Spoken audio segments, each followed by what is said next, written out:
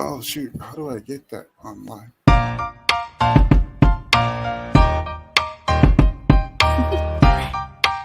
Do you want to know? Well, I've been thinking about you, and I think I have to listen. Because the sun is up, it's a beautiful day. My beginning will be as bright as the sun. Come, won't you come along? And it feels so bright, it's like luck is raining on me.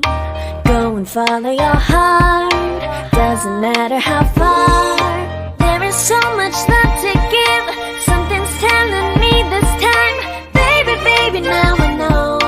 Baby, baby, gotta go. There is so much love to give, something's telling me it's right. When you came to me, oh I knew it's you, yeah, boy.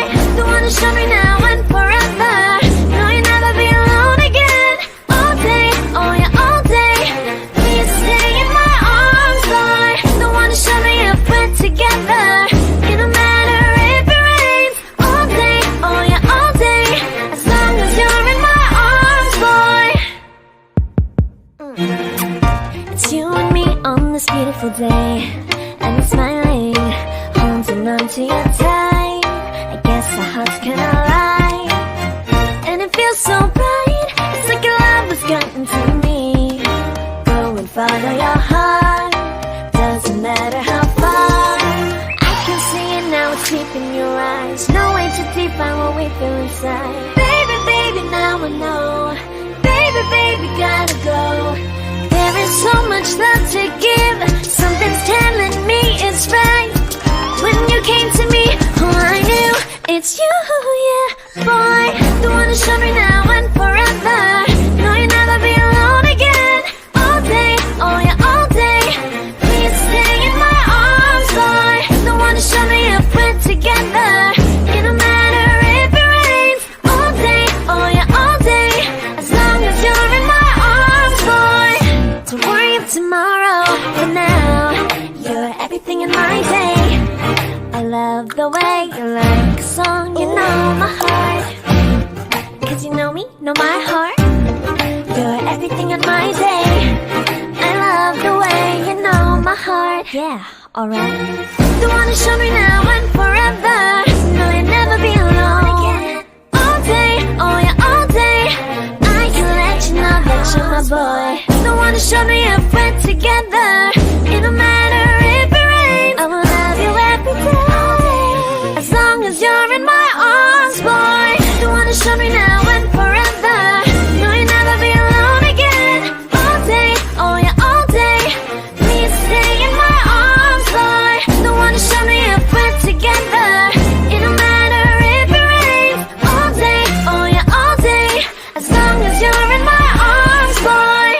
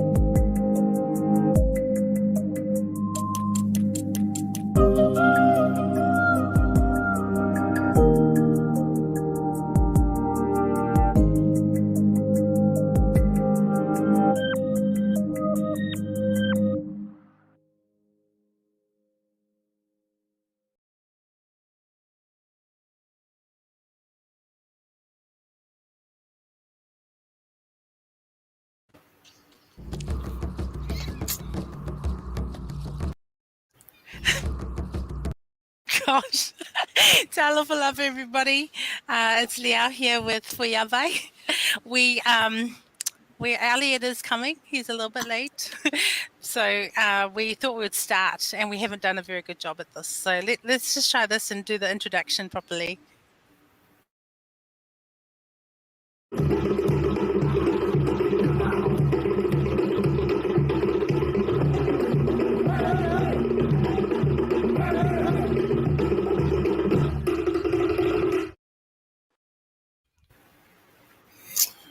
Fatala Talofa again. Fatu pa ia. You start. Fatala Fatu.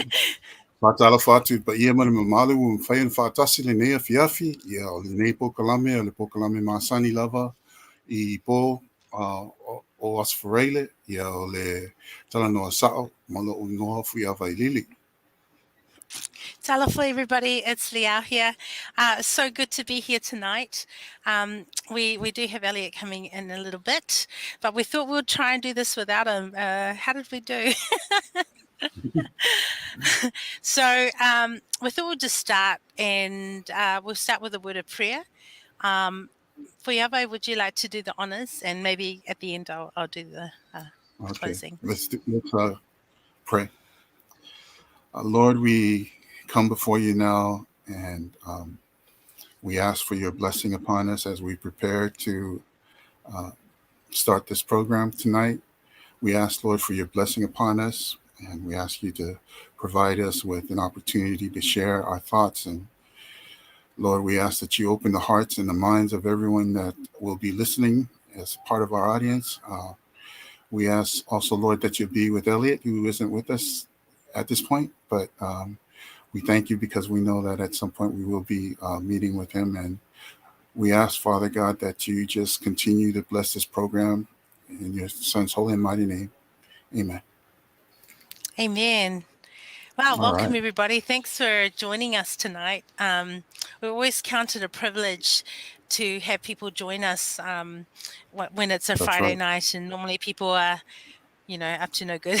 No, I'm kidding. Normally, people have things on. So we're really grateful that you can join us tonight.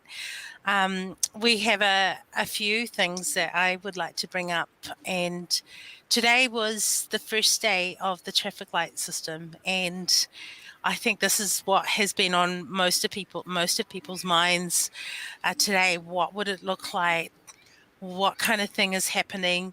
I'd love for you to just write in the comments how your day went. Was it different from every other day? How did you find going out? I'd like to share at some point what happened with me today and my experience. But how about you, Foyaba? How did you find today? Well, to be quite honest, I didn't get the opportunity to go out and to experience anything, but I did have an opportunity to read posts that people placed online in different pages and whatnot. And to be fair, it just seems like there's like a real split in the country right now.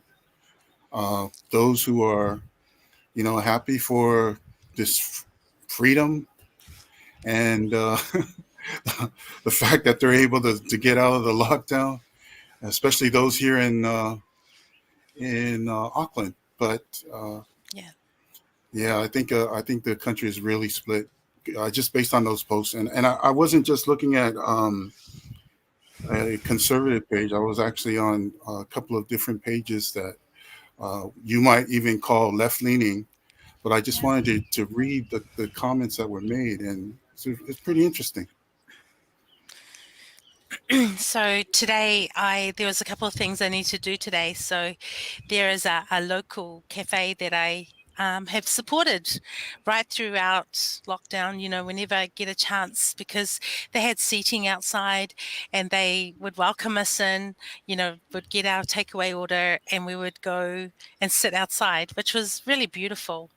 And so today, just thinking, okay, I get that there's the traffic light system. I don't think it'll be any different. So I arrived there with, I had invited a friend there because, of course, right throughout the lockdown, I've been, being able to see different people. And So I invited her to come, and I went to. They said have a seat because it was really busy. There was lots of people there, which I was really happy to see. Lots of people sitting outside. So Mhm. I decided to go up and actually no, she said go and have a seat and we'll come to you. So she came over and she said, vaccine passport, please. And I was like, no. She said, oh, um, we can't take your order. And I was like, um, excuse me, we're outside. We're outside. We're not coming anywhere near. She said, no, we can't serve you. In fact, if you would like to be served, okay, this is the part in front of everybody. If you would like to be served, I would like you to go to the verge of the grass where the cafe is, and we will serve you there. And so I was just like, okay, for one, I have never felt this kind of humiliation in a very long time. Mhm. Just yesterday or the day before, I was there, supporting them. But they said, can you please go over to the verge? I said, could you just take our order and then we Yeah. can, because it was only a couple of drinks.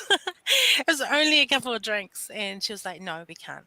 So if you go stand at the verge of, so get out, Outcast, get out, Yeah. get out. I think you Um, mentioned. I think you mentioned that they said it pretty loud, and that's why it was kind of yeah, embarrassing. It well, she wasn't was like one of very, those private well, it was conversations. outside, like it's in the courtyard where everybody's at. So Right. it was literally, yeah, can you go to the verge? So we both went to the verge.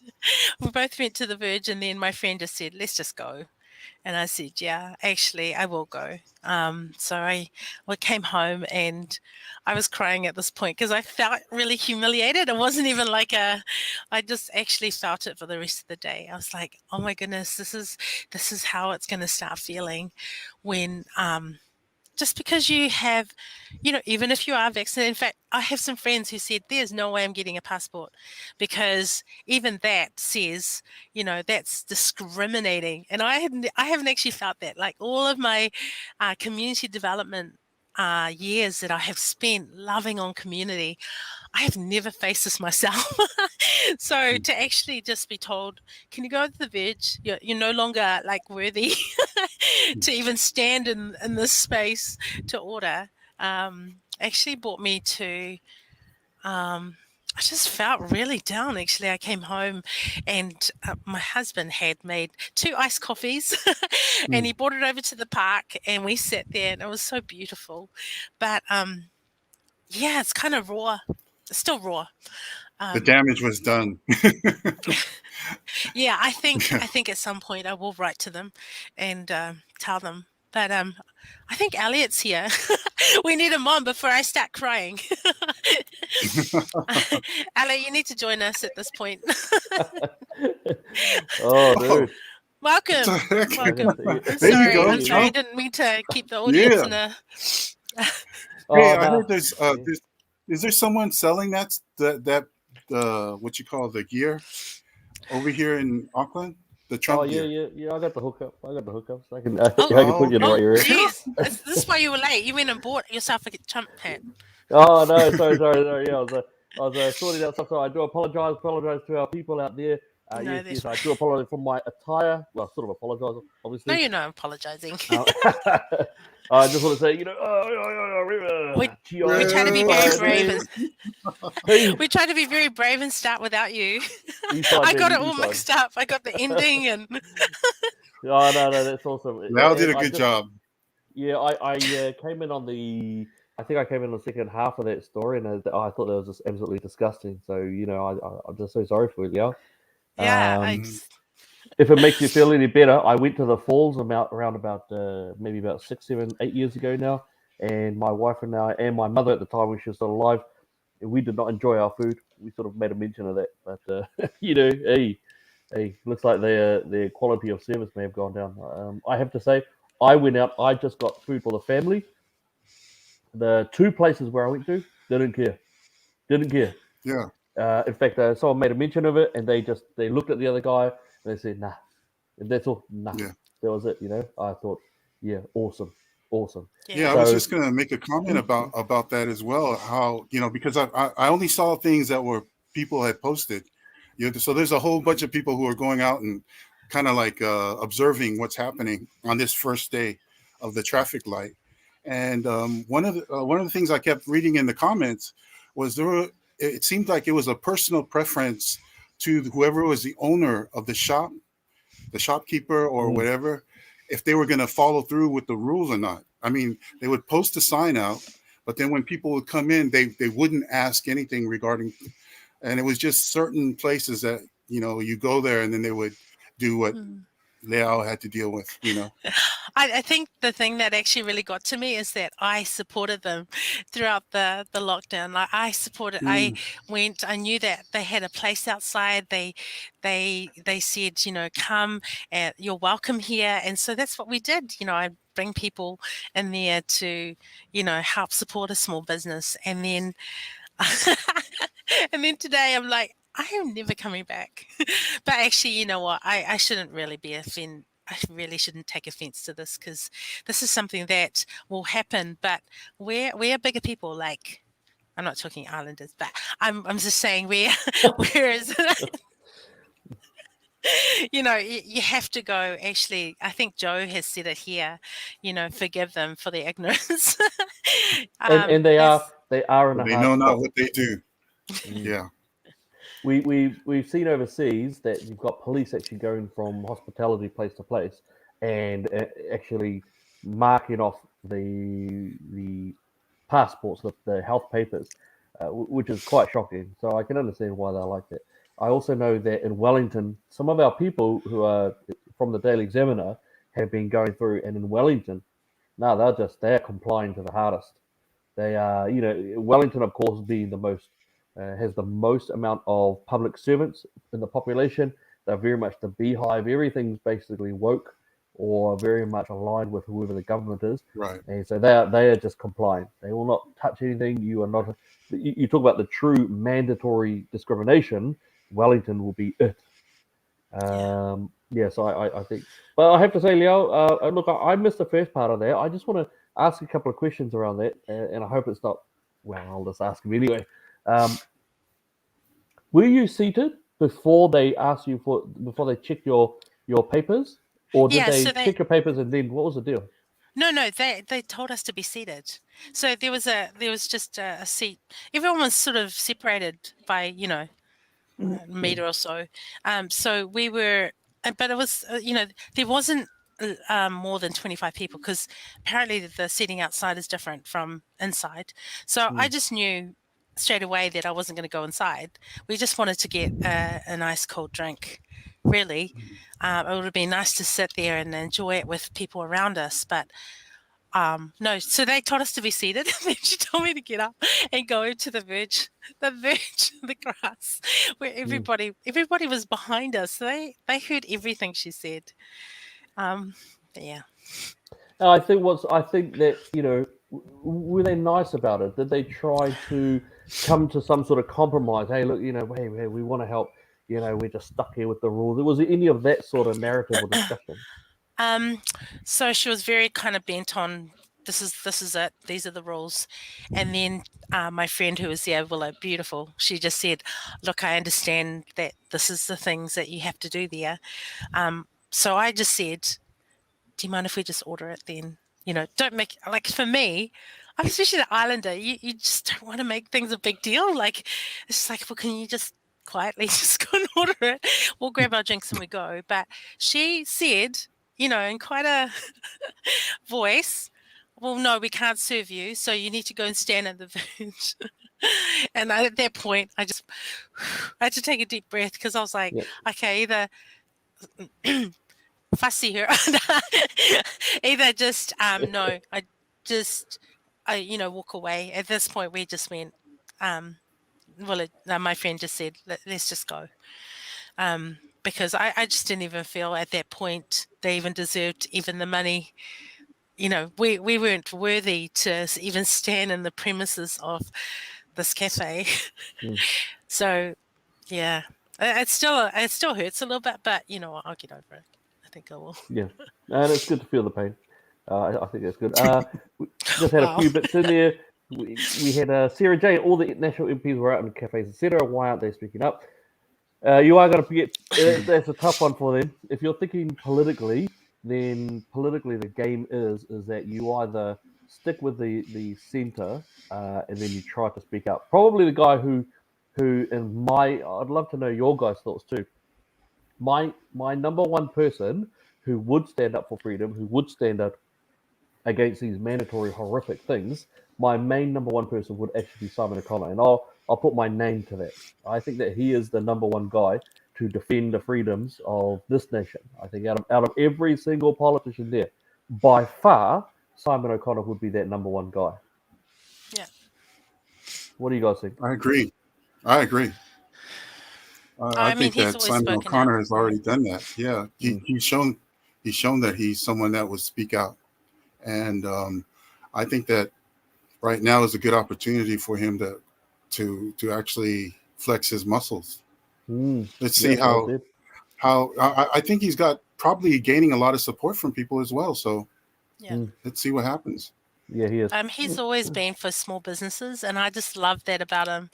I loved his speech that he talked about the freedom of speech, and he's got it. He's got what it takes, and so I'm really surprised that he didn't. Well, I'm not really, but surprised that he wasn't in higher leadership role.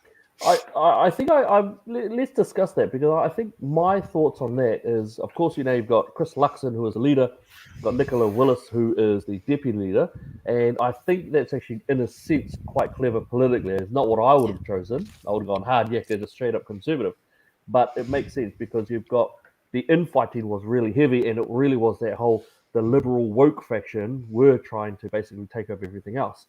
And so the conservatives were actually being shrunken, and as they were being shrunken, the main guys, the main supporters were starting to drift off and moving over to the New National Party, to ACT Party, and off to New Conservative, wherever else they might find a home. And I think what Chris Luxon represents is actually the idea of the New Zealand, maybe not of old, but conservative New Zealand as to what we know, which is pro-life, pro-family, pro-business, not as against some of those other things. Nicola Willis is she's hardcore pro-abortion. She's all good for all the woke stuff. So in a sense, what they're I think they're doing pragmatic by putting it that way. I would have loved Luxon and O'Connor, obviously, but that would be my thought. However, I think they've got a chance of being able to repair the damage that they've done because they've been so disconnected and really devoid of who they were. I think now they've sort of regained a bit of their own identity of what they had before. Not as good as what I would want, but that's cool. What do you guys think? Oh well. ladies. I mean, there's a lot that I've read about him, but I don't know. Like I don't want to judge. I just want to see some action, really. To be fair, coming out of there. That's good. And just a correction, Ellie, it's New Nation Party. A New Nation Party. Yeah, Sorry. yeah. That's right. Yeah. That's right. Yeah. Yes, just so that you know that. Yeah, I want to wait and see. I truly believe that if there's some goodness in him, that he will be able to step up and actually lead. And people obviously have confidence in him, so I don't want to say anything about. I want to see him lead the National Party how it's meant to be led. Fair. Yep, very fair. Yeah, and I think that, like Leal said, I'll just kind of piggyback off of what she said. Actions speak louder than words. And so, despite all the stuff that's been said, whether it's in the stuff that the media have spun or whether it's actually words that he said himself, I would actually just wait and see, kind of like have a wait and see attitude. One thing I will say is that this is obviously a step up. Especially for those people who are conservative. I think the party itself is a conservative right, party, and so you need to be able to show that there is a distinct difference between them and the left-leaning Labor Party, which is when we had the other leadership in there, then, and if the leadership roles were reversed, where they had Chris as the deputy and whatever her name is, Nikolai, I guess is the correct pronunciation. Nicola Willis. Yeah. If she was like the first one, then I think it wouldn't work out. But this way, probably, as long as you have a little bit more of a conservative bent as opposed to left-leaning, because you've already got that in the Labor Party. They got left-leaning. Geez, that left-leaning, man, it's pretty much horizontal. It's horizontal. Yeah, there you go. I just want to put out there, someone's probably one of our, I think all three of us might agree about Melody's brought out the dream team, and that's Simon O'Connor and Matt King. Matt King's pretty awesome actually. That guy's. Then you've got a beautiful, both of those guys are pretty much anti-woke. They're anti-woke, and I think wokeism or Marxism, progressivism, whatever you want to call it, is brutally treating our children, our families brutally. So I think that's what's going on. I think the only way they can do that is to get rid of the board and start again. Oh gosh, the national board. Well, I mean, it's supposed to be. It's no longer national, right? It's supposed to be New Nation. So no. You've got two separate parties here. Okay. In the comments, if you guys want us to have an interview, a deep. Do you want us to give a platform to New Nation Party? How about we try to get Michael Jacom on and let's have a massive chat out. Then you guys in the audience, you can ask him whatever you want, and we'll make sure that he answers all of those questions. But you let us know in the comments if you want us to do that. Let's have a look here. Oh, Darren, they didn't take the gloves off. Awesome. Gloves off. Someone moaning, yet voted for communism. Aye, well said. That's right. Natasha's got a beautiful message there. Liao, so sorry that happened to you. You reckon how I would, I think. Tomorrow I brave the shop. Natasha. You can be brave, Natasha. Liao, what sort of tip do you have for Natasha? Because she's going to go in there tomorrow. I think that just brace yourself. Like I wasn't ready. I wasn't prepared for it. Like I have been able to get a lot away with a lot, but today was just not something I was prepared for. So just prepare yourself and just go, okay, whatever happens this way or this, you don't deserve my money, so I will just go somewhere else. Just be prepared to do that. You're the customer, you're the one with the money. So just be prepared to walk away and say, and then think to yourself, right, I'm complaining. So that's what I did with the Chemist Warehouse. And so I put a complaint into the Human Rights Commission because they wouldn't let me in with my mask exemption that I got from the Ministry of Health. So wow. You just have to step up and start doing these things. You can't complain about it and not do something about it. So apparently I heard through the grapevine that we can you can now go through the Chemist Warehouse because they had so many complaints to the Human Rights Commission about them not being able to use the exemptions. Yep. Yeah. So you just you have to do it. Yeah. Well, that's something interesting that you said because, to be quite honest, I've actually been going around without the mask, just going and doing shopping and that kind of thing.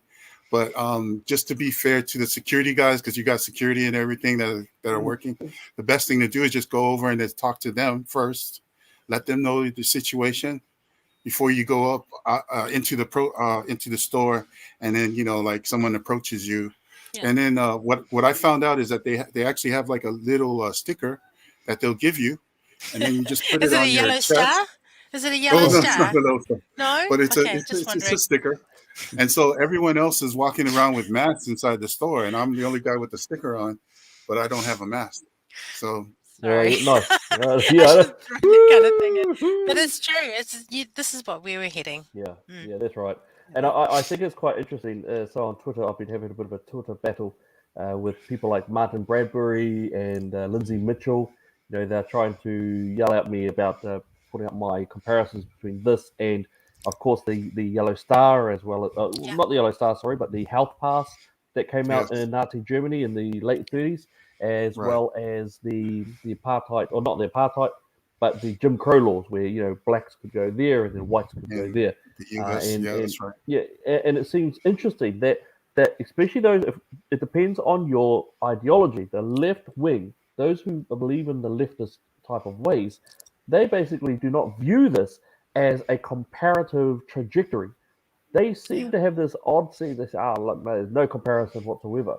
It doesn't matter the fact of coercion that is mandatory to be having to carry literal passes on your body that you must have scanned in if someone is going to tell you, and that if you want to go out and enjoy socializing, if you want to go out and have a feed somewhere else, if you want to go into shops, then they will demand that you must show them your details, your personal private details, your name, your NIH, your various data that you have to have. It's quite incredible to see that they just don't see it.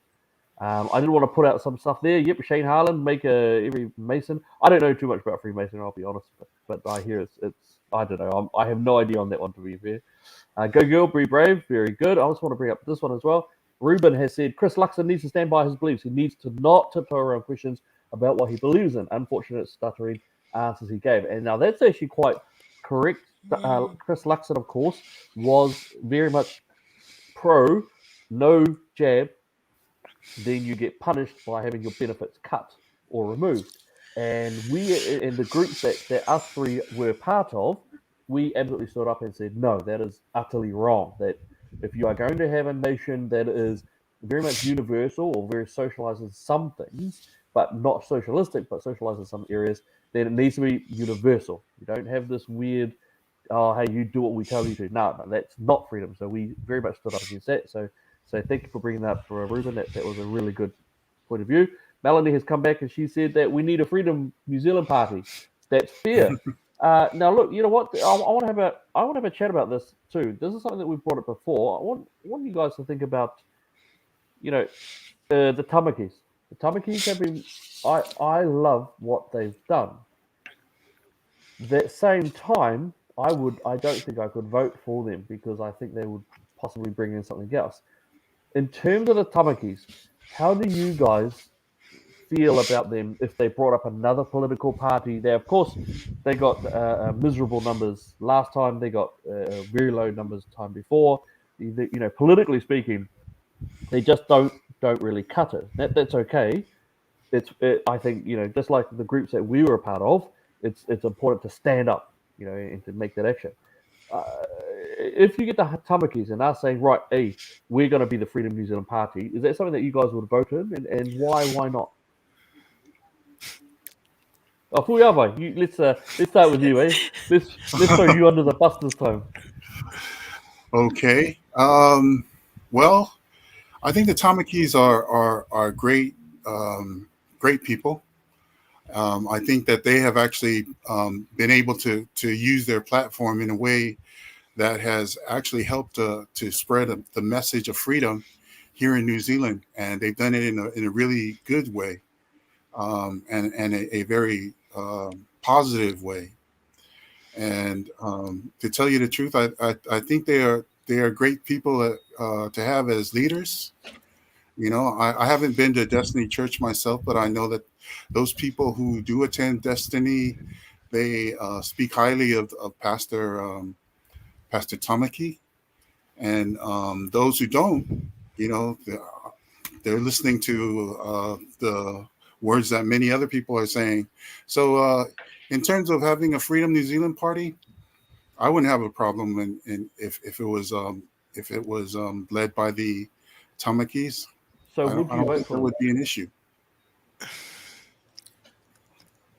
And to tell you the truth, the Tamakis are, in a way, they're kind of like in the situation that I see myself and maybe Leal and and yourself as well.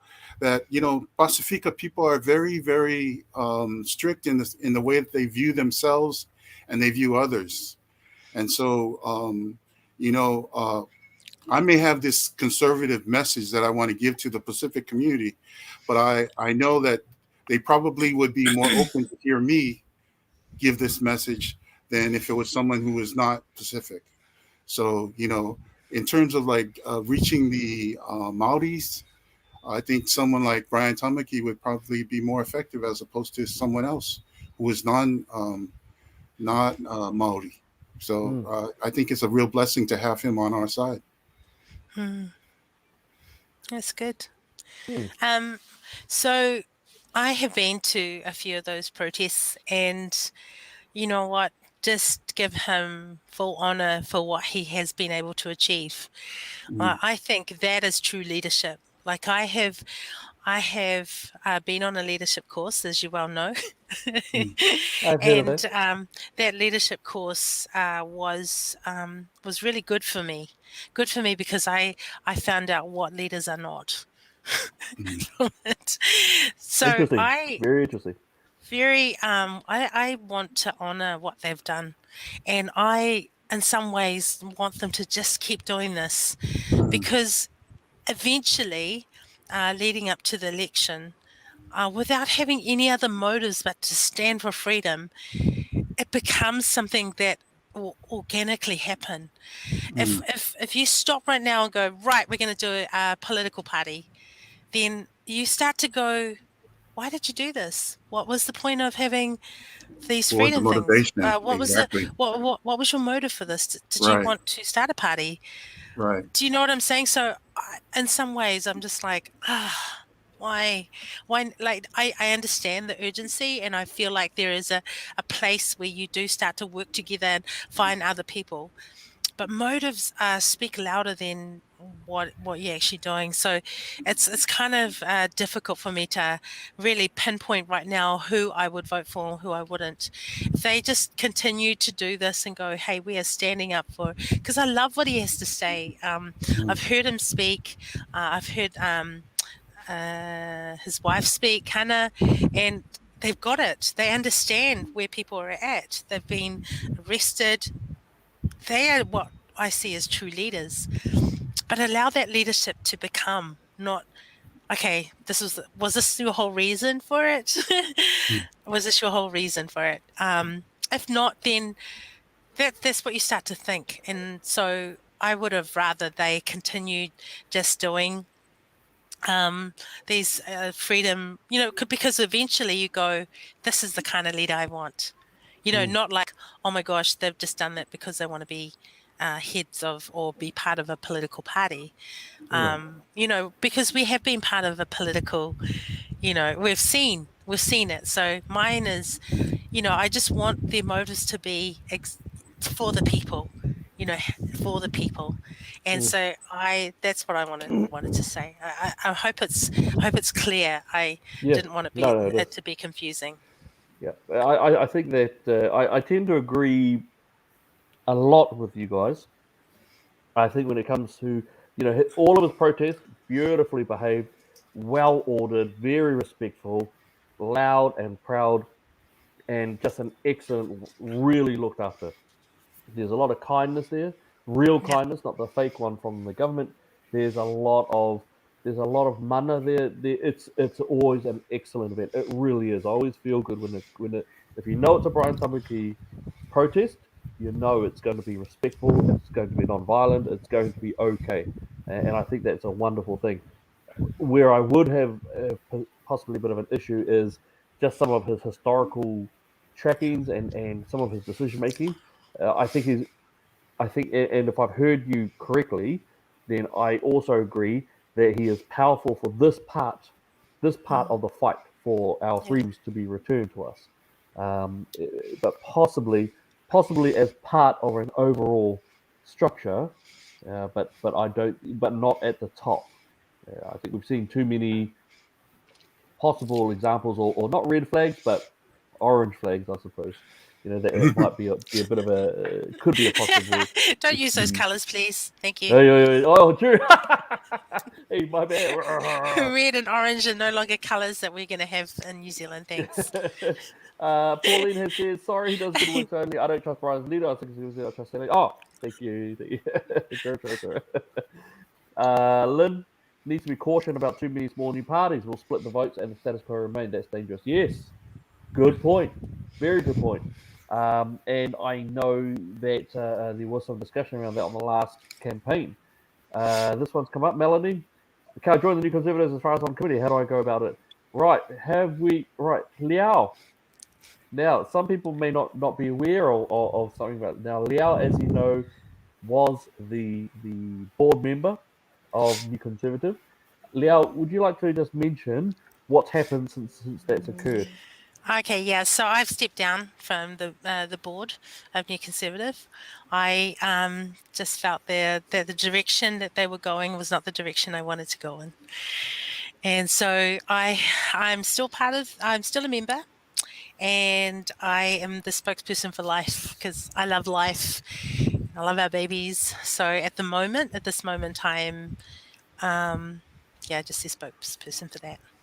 Okay, nice. No, thank you very much. Thank you very much for that. Let's see what do we got here. Patrick Lim's come in. Agree. Keep that freedom movement starting political now is wrong thinking. I tend to agree. And you know the topic is absolutely excellent at starting these protests and these marches. We really do need them. That again, I was looking at the study by I think it was Harvard professor, and she looked at the population that was protesting non-violent non-violent civil disobedience or protest marching that was non-violent with a population of between 1.5 to 3% of the population actually changed the entire nation, as in it changed over the political regime just from that. And I think what we're seeing over in Italy, France, the US, Australia. Australia is really going well. Uh, People are just standing up in their thousands, in their tens of thousands.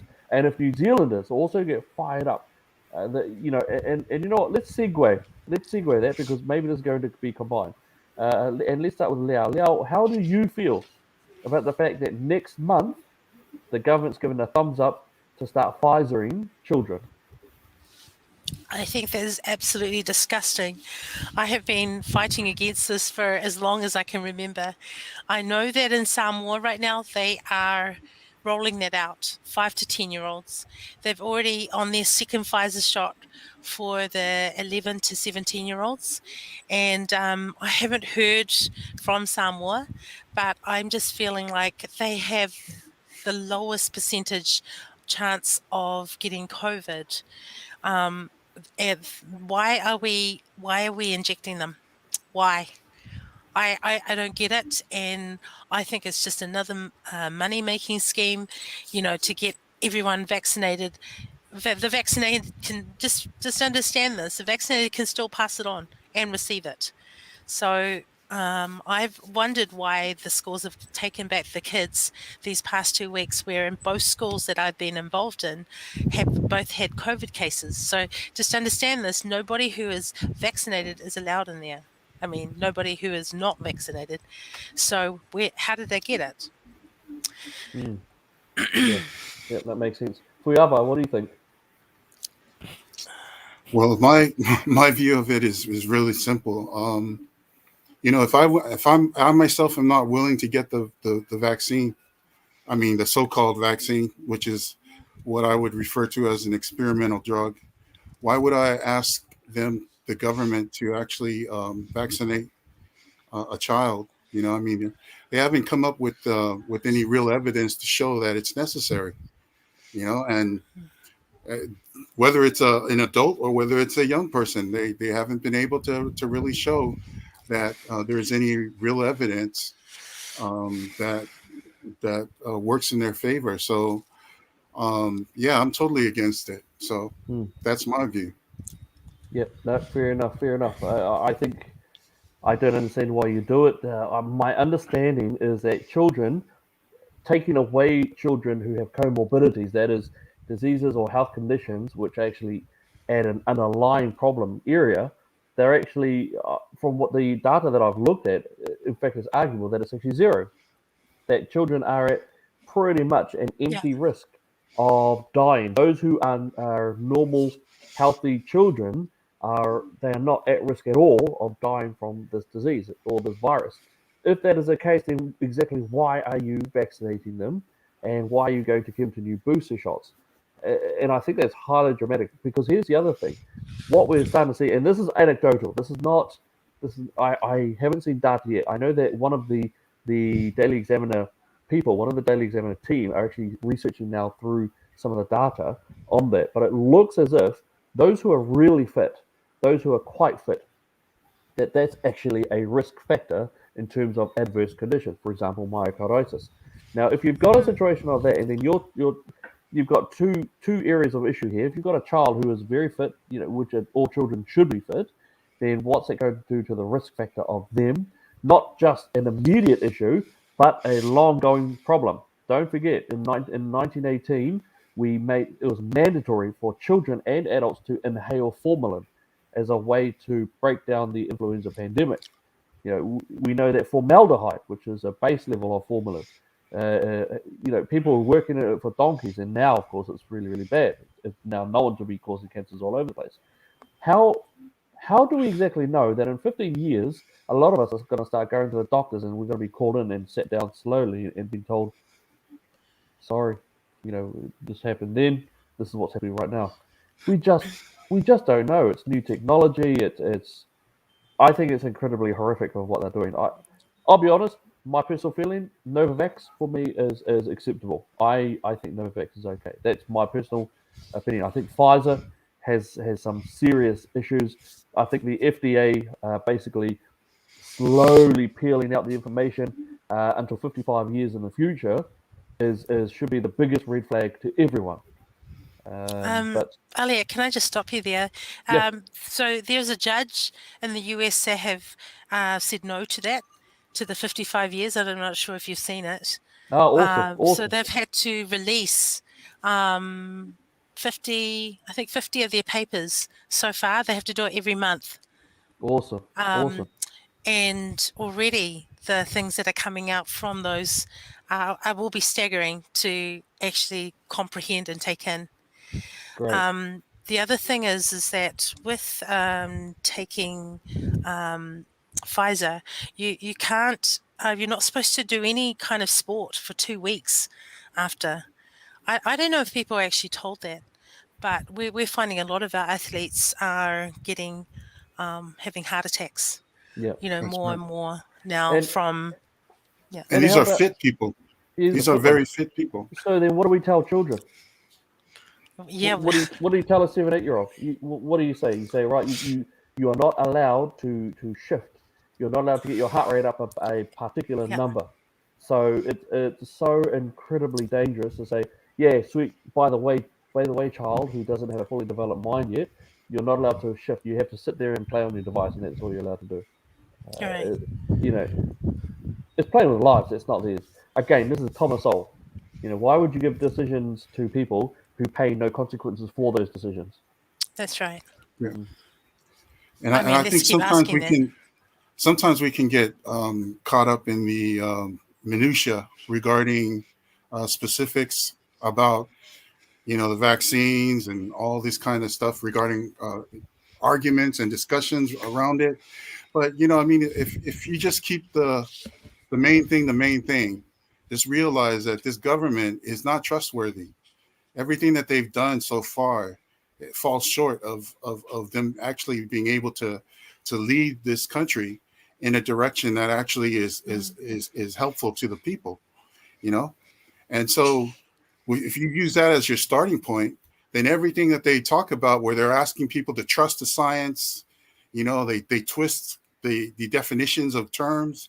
Like I was saying before, they use the word vaccines when in actuality it's not vaccines. This is an experimental drug. I remember the time when President Trump was in office, he had a program called Right to Try.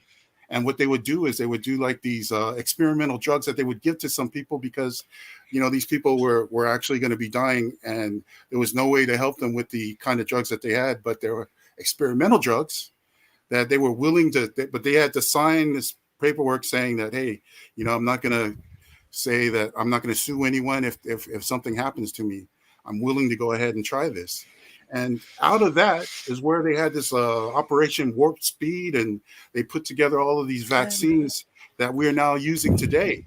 And all of a sudden they call them vaccines, but in actuality, they're all just experimental drugs. Gene therapy. That's what Yeah. they're And called. so the point that I'm trying to say is when they start talking about trust to science, one of the other things I was going to say is that, as soon as you say something like, we're the one real source of truth, then you automatically carry the burden of having to be 100% correct because you are the truth. If you're not the truth, if all someone has to do is just come and disprove anything that you said, and now all of a sudden everything that you said is a lie. So, the thing that we're finding right now is a lot of the things that they're saying is true is not true. It's very easy to say that it's science when you're suppressing this information from everyone, from them getting this information. They talk about fact checkers when they're actually fact blockers. They block the facts from people getting it. They use this term fact checkers. This is what I'm saying. It's a play on words. Everything is all about, how they use the words and they manipulate the words. So now all of a sudden you have to re-educate yourself as to what the true meaning is. That it's like saying the grass is green, the sky is blue. These are things that we know growing up. We've already perceived. And now all of a sudden this guy comes in and says, no, the sky is green and the grass is blue. I mean, come on, man. To quote Joe Biden, come on, man. Come on, man. What were you going to say there, Leon? Yeah. I've forgotten now. I was just like, I was just having a look at Sharon's comment. This is exactly what I saw. That they release 500 pages each month. So they've done the study of 42,000 participants. 1,223 died during the trial. Wow. I mean, if you can you even get your mind around this? 4 died in one day. The breakdown was 29,000 females and 9,000 males. There you go. 2,990 had no data. Strikes again.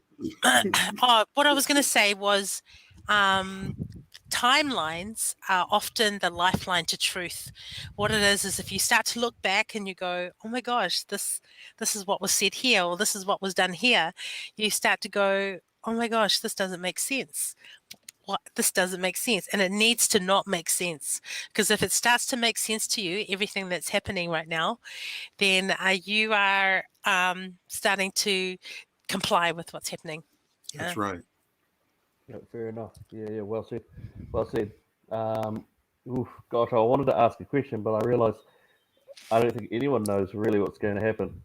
I was going to ask, so what are we going to look like in 6 months? But I don't think anyone can be accurate in terms of that. I think a lot of it depends on how much the people who love freedom stand up.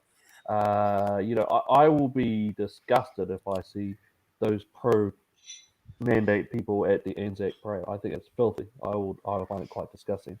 But I think that I don't think we've ever been in a time like this, and I know that last election, one of our big ones was, this is the most important election in the history of New Zealand since 1952.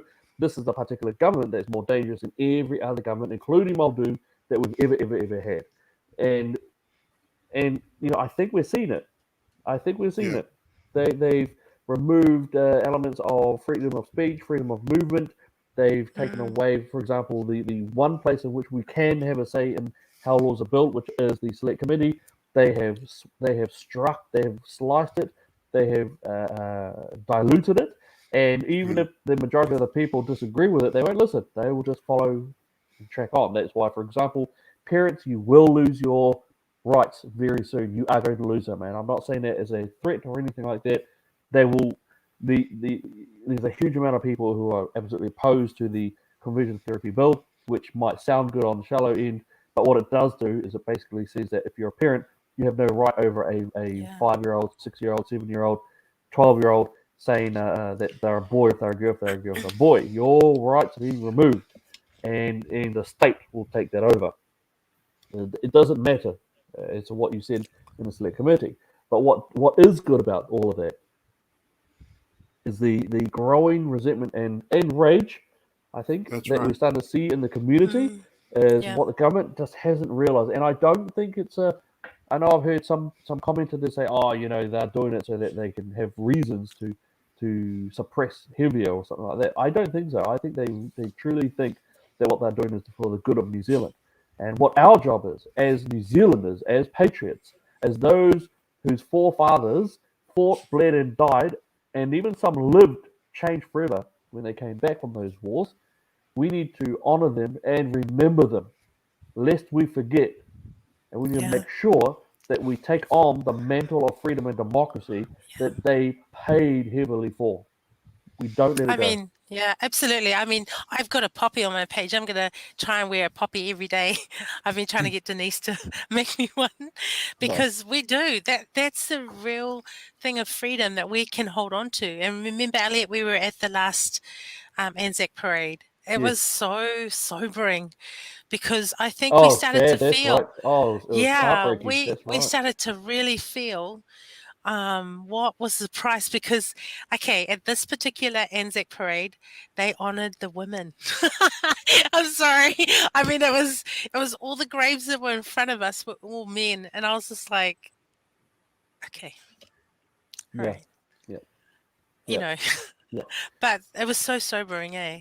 Yeah. I There just were there was something. there were There was a sadness about it. there absolutely were women who served well and died in the war, but they erased that one, and it was also in one of the most Anzac focused areas that does it. Now it's Yeah. Waikumete, and if Mm, you've been to Waikumete for Dawn Parade, they make a lot of work in it. And I think we were all looking, and those soldiers there, those vets, those veterans, they're all male. And it's like, no, you don't take away from the female, but you don't erase the sacrifice of the men who crawled through the bodies of their mates, to get through from Monte Cassino. My grandfather, he only spoke about the war once, and that was enough. The blood, the literal blood, the intestines, their friends who were their friends hours ago sharing a laugh, suddenly blown to pieces by a shell. That ratio I was just heartbroken, to be fair. I don't want wokeism put in there. We respect and we honour all of those soldiers, whether they're male or female. Mm. well, we've got around three minutes. So, is any sort of last minute things that you'd like to look at this, Elliot? Is there any last minute things that you'd like to say before we close? Some sort of, encouragement for the people that are listening. This has been heavy topics tonight, and the beginning of our traffic light system. My thing would Yeah. be you're not alone. You're absolutely not alone. And if you're listening and you're double vaxxed, don't think you're somehow evil Mm, or something like that. You're not. All right. The fact is, I may have to take it at some point as well. I've got to put food on the table for the family. Uh, you know, what this government hasn't realised is that there's a lot of people who are taking the vaccines who are very angry and being not just being told what to do, but to be saying, right, if you don't do what you do, oh well, hey, that's your choice, thumbs up. We're going to take your job. You're not going to be able to go get a haircut. You're not going to be able to go get some food. You're not going to be able to do all of the stuff that you used to be able to do. They're very angry. So first and foremost, you are not alone. You're not. There are more people in there. I don't want to sound like the average right winger, but yeah, the media is the enemy of the people. The yeah. media have become horrific. They used to lean left, now they absolutely just stroll left. They are hardcore. So don't worry about what they say. Keep together, be united. And I think I saw Pauline actually put up a message just before, and it was really excellent. We all need to put our differences aside, and we are. I have strong differences with the Tamikis, but I will absolutely stand locked arm to locked arm with them for what they do and for the standing up for freedom. And that's absolutely right. We need to get over some of the parts that we have had before and stand up for what is that true umbrella. And one thing, the last thing I'll say on that part is every protest that I've been to when it comes to freedom, the one big difference that I notice is love, aroha nui, I see absolute diversity, different ages, different races, different creeds, different religions. Right? I muck around with atheists, agnostics, and Muslims. I have even seen quite a few Sikhs. Uh, I've seen all different types of Kiwis, rich and poor and middle class. I've seen them all, and that's what really it rose my heart up, Mm, because it was truly was a gathering of Kiwis, of New Zealand patriots, yeah. who would never mingle in different areas, but when it came to freedom and the rights to choose what we will do in our movement and our ways of living, that's what we stood for. So that's what I would say. Siki. It's good. How about you, Fuyabe? I was just thinking that during this time, it's probably good to remember wise words from people like great leaders. And I'm just looking at every time I look at the Elliot, I just see the cap just with the Trump on top of it. So I'm going to use Trump right now as a example. President Trump actually wrote a book called The Art of the Deal, and then when he got into office, he actually started to use some of the things that he learned in making deals. And so one of the things that he says in The Art of the Deal is that you should learn to do, or you should try to do what others aren't willing to do. And Mm, so like a great example was when Kim Jong Un, the guy who was the dictator over in North Korea, prior to President Trump going into office, they were talking about this guy was the main reason that we would probably get into war. And if President Trump gets in there, then he's probably going to be starting a war. We'll be going right into World War III. And it never turned out to be like that, because Trump was willing to sit down and to talk to him, as opposed to the way the others actually were dealing with him before. And in the end, while other presidents were standing way behind the border, between the North Korea and South Korea, the DMZ, or the demilitarized zone, Trump was actually invited to come onto the land, into North Korea from Kim Jong Un. I mean, this is something that no one else has ever been able to do. But this is what I'm trying to say. Right now, we need to learn to, like what is it, Francine, or whatever her name says.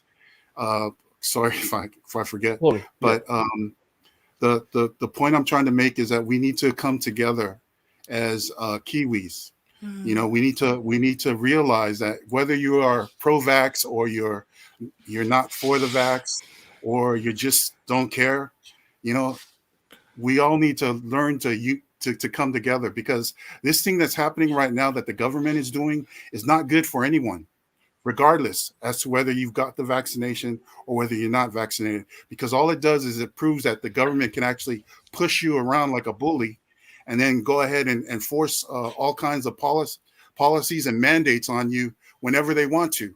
They can lock you down whenever they want to. They can, cause you to be restricted from all of the freedoms that you should normally have. So my point is, what we need to do is we need to come together. Good leadership will bring people together. Bad leadership will separate them or segregate them. And this is exactly what Jacinda is doing. So I would refer to her as a bad leader. My thing is for all of us to try to come together, look beyond our differences, and try to work things together as one nation.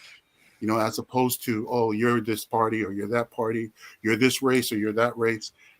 Let's break these things down, like she said. Let's all work together, and let's come together as one. I'd just like to say a comment that Sharan's put up here. And it's we must always stay unified, even when division is being aggressively pushed. And No, good I point. actually really resonate with that, because this is what is trying to bring all of us into being on one side or the other.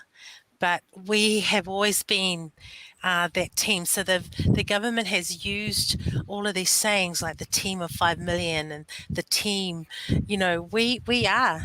We genuinely are a team of Mhm. 5 million, and the words of kindness that have been usurped, is it the word, Mm. that they have used to say to people to be, you know, Kiwis have always had that. I knew that growing up, a whole lot of different people, different races, we were all one big melting pot, you know, even the song that says that all of us need to be united. And so I fully agree that we aggressively have to go for unity. Unity is something that will bring us through this and through everything that we are going through right now. So I just wanted to thank you everyone for coming tonight and for being with us. And our a little bit of a shaky start because we were like, oh my gosh, we can't do this without Alia. Anyway, I started pressing buttons, and that's how the 5-minute thing came up. And I was like, okay, we're starting. I said to Fuyabai, oh look, there's a live button. So here we are. Next time we'll have a professional Good job. take Good this. job, Leal. Leal did great. Good job, man. Awesome. Well done. Yeah. So thank you so much, everyone, for being with us tonight. Just thank you for all your comments. They've been actually really good to read and be a part of. It says one more there. It says, Elliot, will you speak to the Pacific people and educate them about the reality of voting for Labour? We've been doing this for a long time. Don't worry, Lynn. That's something that we have been and trying there to are some plans. Yeah, there's us, Victor Tassi. You got who was it, Tyone? You've got there's a group of people who are, and I think we're going to make it louder and prouder. And don't forget, Liao, who is your MP? Who is my MP? what? Who is your representative MP? In Calston? Yeah. Carmel Cipollone. Carmel Cipollone. So Carmel Cipollone, who's got no idea really about the struggles that our people face. She is very much an academic. She's got no idea. And I also know a little bit about some of her stuff that she's done. She's not a friend to Pacifica. You've also got who's in your area there, Fuyava? Oh, Pito. Why do you have to bring up names like this? Here's Elliot pretending like he doesn't know. No, like we're supposed to finish with a positive ending, okay? Oh, sorry. Here's my positive ending for Alpito. Alpito is one of the political enemies of the Pacifica people. When you think about their values and what they are, he is an enemy. He's a political enemy of the Pacifica people. He is an enemy against life, against hope, against religion and religious freedom, especially Christianity specifically. It's quite fascinating that he purports himself to be a minister as well as another minister. So I find that quite interesting. For myself, my one is Niru Leavasa. Again, we've got the drug war going on. They don't do anything. We've got concerning youth crime and increasing sexual violence and drug crime. They're not doing anything there either. You've got all the negative statistics are now coming out. Higher suicidality and higher. We're trying to find proper evidence about suicidal action. So all of that, Labour suck, and they are politically speaking, they are against the Pacifica people. They started dawn raids. They pushed the decriminalization of prostitution. They made it easier for our children to go out there and be prostitutes. I know because I was involved in the house that looked after that tried to get them out of that. And when Labour did what they did, it made it a lot easier back in 2002. Every step that's broken down the family, every step that's broken down the Pacifica value system, Christianity, Labour's the one that's there. It's quite extraordinary. But thank you for that comment. We will keep on going, and we will fight, and we will fight hard. As we fight, there are other people who are coming up more and more. It's a slow journey. And the one thing with Pacifica is that they are like little rocks. A few will start to shift, and then suddenly the whole thing will flood. That's the way they generally work. But no, God bless you all. Wow. Do you want to finish us with a word of prayer, Mr. Trump Cap? Hey, Trump 24. Awesome. Nah, sounds good, y'all. Sounds good. All right. Thank you, Lord, for each and every day you give us breath. Thank you each and every day you give us the opportunity to be out there, to make life better for someone. Father, we pray that our pain that we go through, the struggles and the trauma that we go through, that you help us to not go so deep that we can't come back out of. But thank you for putting people around us. Thank you for places like this where we're able to articulate our own pain and our own strength as well. Father, we thank you for putting people into the places that we need them to be in. Your understanding of tapestry, your mathematics that you have are so unbelievable. So, Lord, we thank you so much for every day you give us And we pray that we use it in a way that will benefit your kingdom, benefit our lives, and of course, protect our people as much as we can. So thank you, Lord, in Jesus' name. Amen. Amen. Amen. Amen. Ka kite, God bless. everybody. Oh, do I need to?